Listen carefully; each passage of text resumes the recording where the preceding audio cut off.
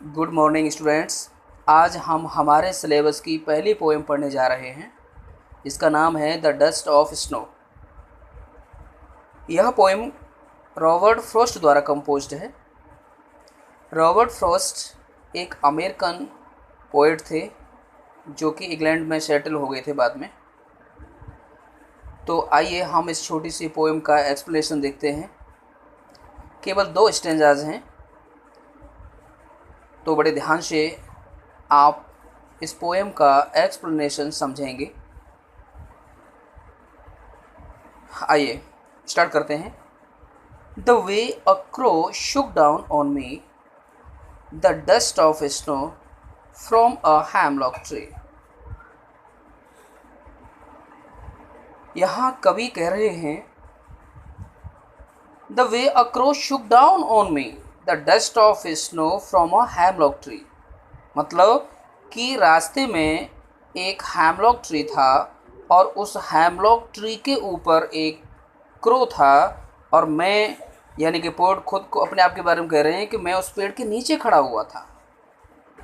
लेकिन क्या हुआ कि उस क्रो ने, जो कि पेड़ के ऊपर बैठा था, उसने ट्री को शुक कर दिया, यानी उसे हिला दिया, और उसके हिलने के कारण बर्फ़ के जो कण थे वो मेरे ऊपर गिरने लगे।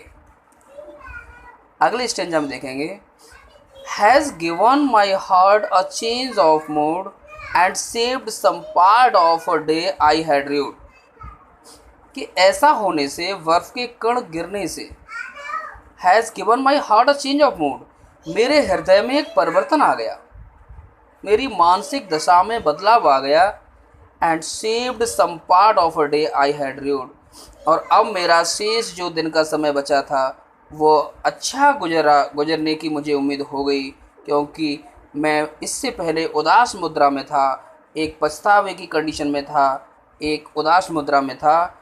इस तरह से कुछ समय जो मेरा उदास मुद्रा में गुजरा, लेकिन अब बाद में मेरी मनोदशा बदल गई और शेष जो दिन था वो अच्छा गुजरने वाला था।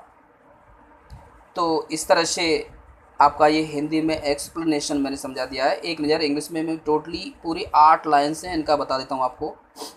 The first stanza and then the second stanza, दोनों पर आप फोकस करेंगे, पढ़ते रहेंगे मेरे साथ और एक्सप्लेनेशन सुनते रहेंगे। On the way there was a tree, on that tree there was a crow, and under that hemlock tree the poet was standing. But after some moments the crow shook down the tree and the particles of snow began to fall on the poet. After the falling of the particles of snow, the poet's mind changed completely, and now he felt happiness in his mind because earlier he was sad. तो आप अच्छी तरह से समझ गए होंगे। अब एक चीज़ मैं आपको थोड़ा समझा दूं। इसमें आप देख पा रहे हैं कि हर लाइन के बाद में मैंने A B A B A B A B ऐसे लिखा हुआ है। यह राइम स्कीम में आता है। कभी कभी 1 नंबर में हमसे राइम स्कीम पूछ ली जाती है हर स्टेंजा में। तो यहाँ राइम स्कीम आप समझ लेंगे। हम कैसे बताते हैं कि दिए हुए स्टेंजा के लास्ट वर्ड पर हम फोकस करते हैं और हम ये देखते हैं कि वो कौन कौन से लास्ट वर्ड्स हैं जो आपस में मिल रहे हैं।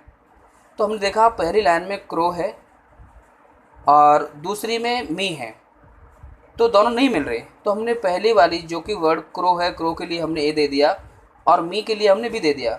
अब तीसरी लाइन में हम आते हैं, लास्ट वर्ड है स्नो जो कि क्रो से मिल रहा है, तो हमने ए दे दिया। और फिर चौथी लाइन में हम देखेंगे ट्री है जो कि मी से मिल रहा है, फिर हमने बी दे दिया। तो इस तरह से हम राइम स्कीम बताते हैं और कभी कभी परीक्षा में ये आ जाती है। तो मैं समझता हूँ आप ये समझ गए होंगे। इसका एक क्रिटिकल एप्रिशिएशन के रूप में या सेंट्रल आइडिया के रूप में मैं आपको लिखित में भी दे दूँगा और आप समझ लेंगे। इसके बाद इसके क्वेश्चन आंसर भी मैं आपको दे दूँगा, वो आप लिख लेंगे। और फिर भी कोई परेशानी है तो आप मुझे कॉल करके पूछ सकते हैं। That's all.